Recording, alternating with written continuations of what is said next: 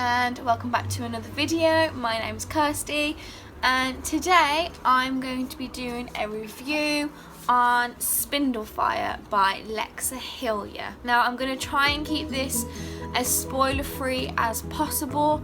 If I think there's going to be loads of spoilers, I'll just do a spoiler section at the end of the video. Okay, so Spindlefire for me was... oh, my dog's just come onto my lap. Okay, do you want to be in this video as well? Say hello. There we go, look. There's Luna. Okay. Okay, go on. See, okay, you're gonna stay here. Okay, so I'm not really a big fan of fairy tale retellings. They've got to be loosely based on fairy tales, but with a massive twist in them, and that's probably the only time when I love retellings. So going into Spindlefire, I was a bit iffy about whether I would enjoy it or not. It got to the first, well, I was about 100 pages in, and I didn't really feel like I was going to enjoy the rest of it. The characters seemed a bit, not bland, but they weren't interesting enough for me to carry on reading for another 200 pages. But I carried on, and I'm really glad that I did, because the rest of the book was just so good. There was loads of magic to do with the fairies. There's quite a lot of family drama.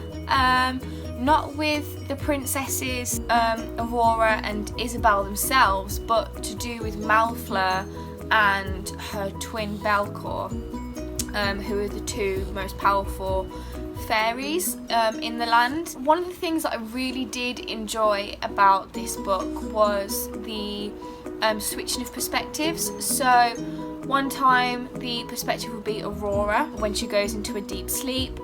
The other perspective is Isabel while she's travelling across the land to try and find a way to save her sister. And perspectives of Malfleur, the fairy, and Belcour, the fairy. And that was really interesting as well, because it was nice to kind of see the evil fairies' perspectives. Spindlefire is set in 1313. There's another thing that I didn't quite like about it is at times it was written like it was in 1313, which is really good, and then other times it seemed quite modern, so the consistency with the historical element of the book didn't happen all the way through, which kind of let it down a bit, because sometimes you could totally tell that it was set in 1313 because of the language that was used and how some people spoke. But yeah, and then other times it seemed really modern, again with the language. If it was consistent, I would have upped it to 4 out of 5 stars, but unfortunately that little bit just let it down, and so it's 3.5. Again, but it's not a major thing.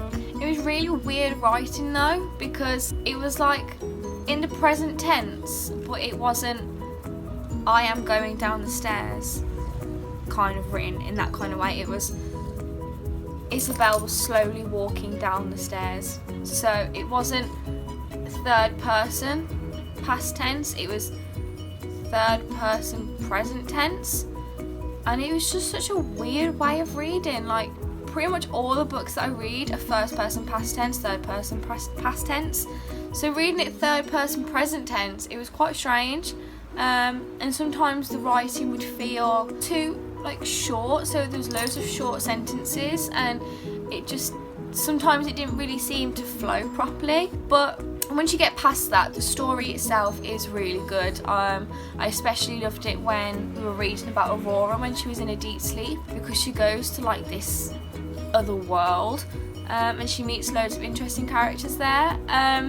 The romances that happen in the book were quite surprising, but I did kind of anticipate one of them. I'm not going to say who, because that'll just ruin it. But yeah, one of them was quite obvious, but it was cute. The romances were adorable. Well, one of them were at least. The romance, well, the love interest that Aurora has, I didn't really like. I just felt there wasn't enough chemistry. There there wasn't really any foundations for the love interest. I just didn't really find it interesting. But one of the other love interests in the book, the one with Isabel, I really did enjoy that. I think I preferred the character of Isabel as a whole. She lived her life knowing that everything wasn't going to come to her on a silver platter, even though she was royal, because she's only the half sister of Aurora, and she's not pure royal, she's a bastard child of the king. It was interesting to read from her perspective just because she was so strong and she was all about saving Aurora, and I love that kind of family relationship that was told. I also loved how every time Isabel would do something, she would think, right, I'm doing this for Aurora. She's my sister, I love her, and I love reading about sister relationships in books. I absolutely love it because most of the time in YA it's love interests, but when a sister relationship comes around, I am all for that because I just thoroughly enjoy reading it. Yeah, I mean, the book was really good. I think I'd give it a 3.5. The writing style did let it down for me. The first 100 pages were a bit slow,